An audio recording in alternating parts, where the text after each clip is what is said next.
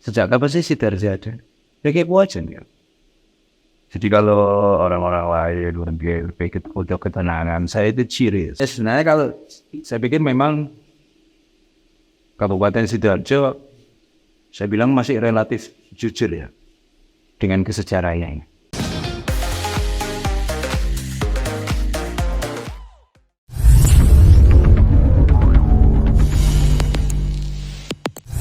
Hai Sobat Ori, hari ini spesial karena ini adalah series dan episode pertama podcast kita.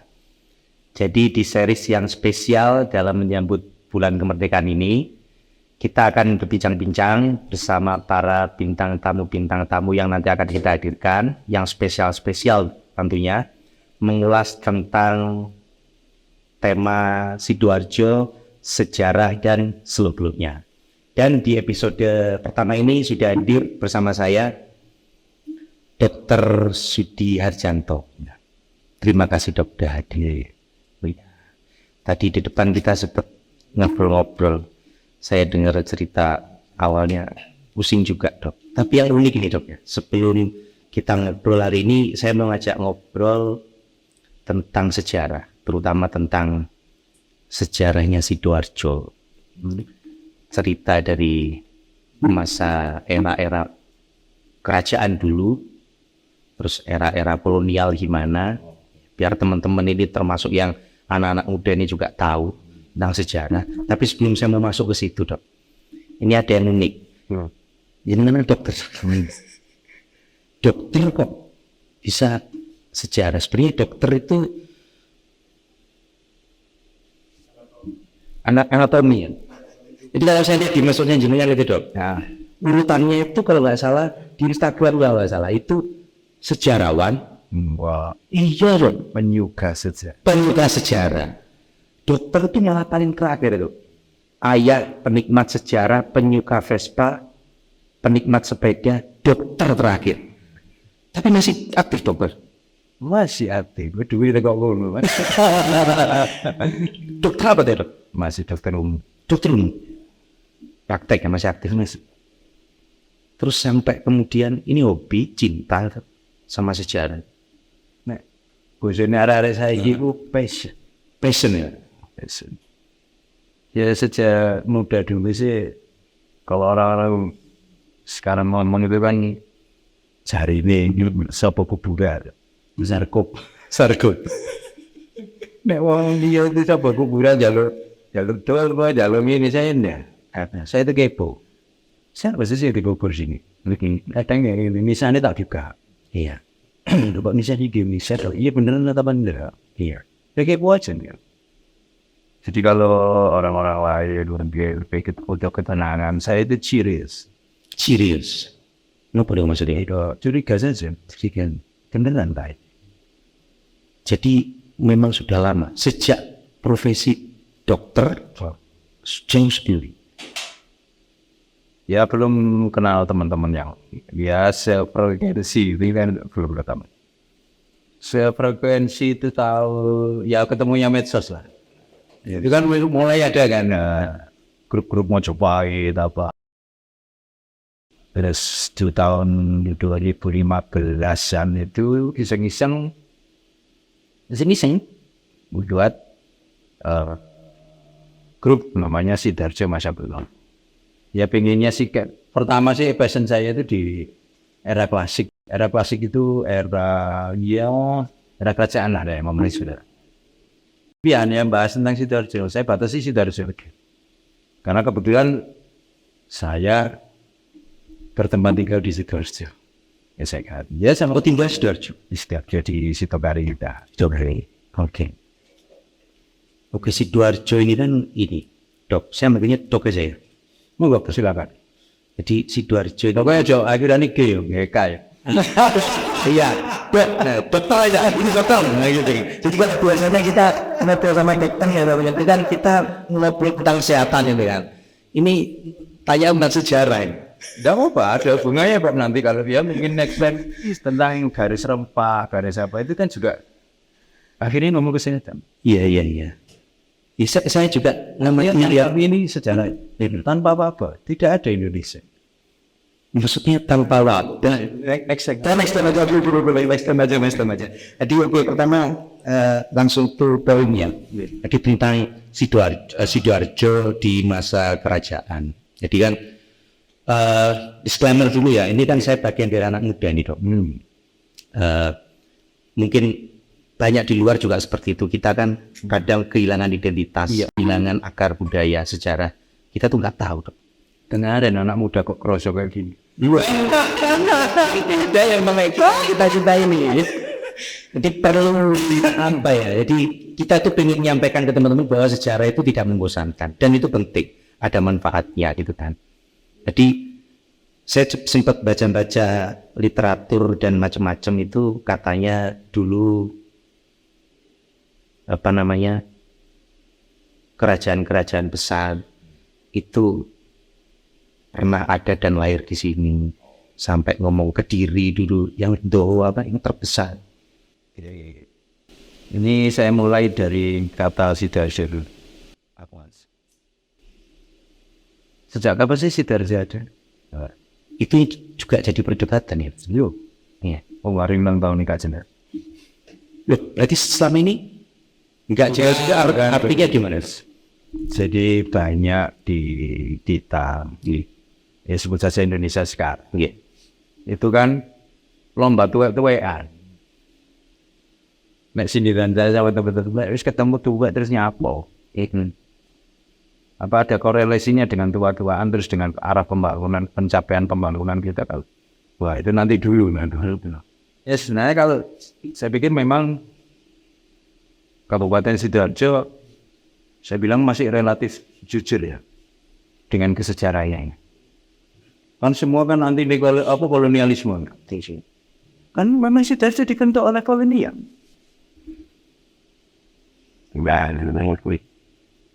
Jadi dulu di tanggal 31 Januari di Stadblad nomornya lupa sudah dia ya. Enggak penting apa iya. Tapi saya lihat di jenengan posting di Facebook jenengan ada tapi ya tanggal 31 Januari 1859 itu Residen Surabaya, Residen Surabaya dipecah. Salah satunya dengan Kadipaten Sidokari itu ya, Januari. Nggak lama kemudian di bulan Mei dirubah namanya menjadi Kadipaten yang semula Kadipaten Sidokari menjadi Kadipaten Sidoarjo.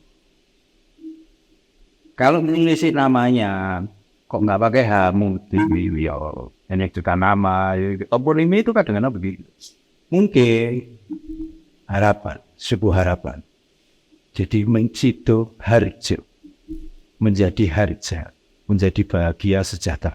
Harapannya begitu. Itu. Iya. Kalau yang kerajaan-kerajaannya Shipop dulu. Oh belum. Sepaduan. Itu ya penasaran lebihnya ya. Jadi pada awalnya kemudian menjadi updating itu kayak jangan dibayangkan tata cara apa jenis pembagian area itu di masing-masing era itu beda-beda. Ono sing jenenge di Janang Tasik itu ada Wanua, ada Wafte, ada gini, ada Hajian, haji itu haji. Iya, Karian, jadi raja kecil, penguasa kecil. Itu kemudian dialihkan di masa Jepang, RT RW itu dibilang Jepang. Saya kan ya. Nah di masa itu ada yang di masa kolonial pertama itu tahun 1800-an. Kemudian muncul nama Jenggolo 1, 2, 3, 4, Rawabulu 1, 2. Rawabulu berarti kan rawanya. Rawabulu 1 itu kotanya itu di Porong. Rawabulu 2 di Bulang. Bulang. Tidak bulang. Jenggolo 1, 2, 3 ya di daerah sini sampai di sekitar yang tinggi lah. Ya sampai sekarang ini lah yang disebut yang Kadipaten Sidoarjo sekarang. Nah, permasalahannya di sini. Muncullah kemudian klaim Sidoarjo ini jembrono. Cari bangku ini ya. Tapi tengok peta yang lebih tua bangun curug lain wis ono. Modern. sudah ada Jenggolo. Jenggolo kalau berdasarkan prasasti, ini kan wilayah ya, wilayahnya yang ada di Kabupaten Sitokare jauh lebih tua mas. Mulai prasasti Kuti, 14 prasasti itu di daerah sana di daerah Mangetan Kanal. Di daerah ini sudah ada sebelum Jenggolo. Oh, jauh dia bayutung ane sindok jauh. Kini Wisnu, nek ngomong daerah, nggih, peradaban. Sementara yang tertua itu, apakah sebelum itu nggak ada? Ya pasti ada. Nah. Cuman yang secara tulisan, ya, itu prasasti bukti yang tertua. Bukti. Oh iya. Iya tadi ngobrol di depan diceritain macam-macam. Jadi kalau prasasti bukti itu, seingat saya 762 Saka. Saka. Jadi penanggalan kita belum penanggalan pakai penanggalan Masehi. Penanggalannya Gregorian. 762 Saka itu kalau di Masehi ditambah 78. Itu kan ya tidak ada 908 kemudian prasasti Bogor, prasasti Walut, itu. So gue coba menertawakan 14. Ya, ini program saya, ya semoga ya ke depan ini saya sama teman-teman bisa sebagian sudah ada sih hampir separuh menerjemahkan dan mengalih aksarakan 14 prasasti. Jadi besok itu nggak ada tembung cari di babnya ada. Bacain kitab-kitab kuno ya. Gitu ya. Bisa dong. Ya bukan saja. Oh, banyak orang.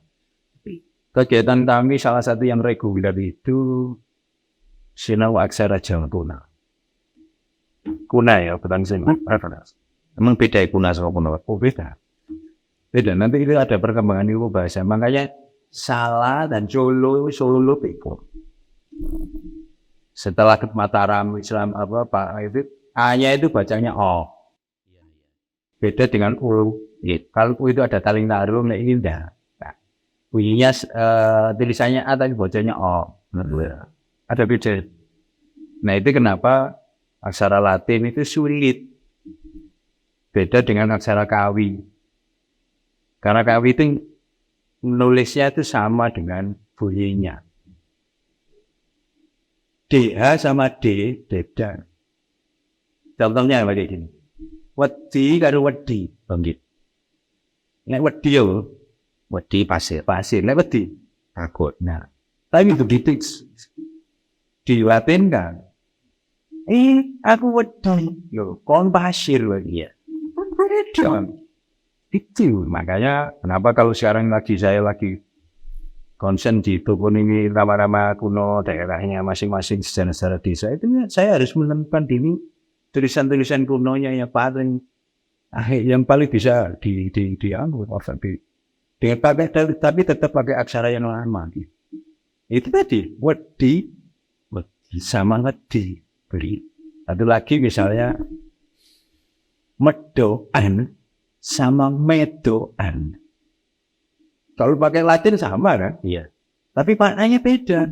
Lek medoan, apa artinya? Medo, jembrot. Nah, tapi medoan Bukan medok. nah, seneng rentuan. Iya. Beda satu huruf satu. Maknanya jauh.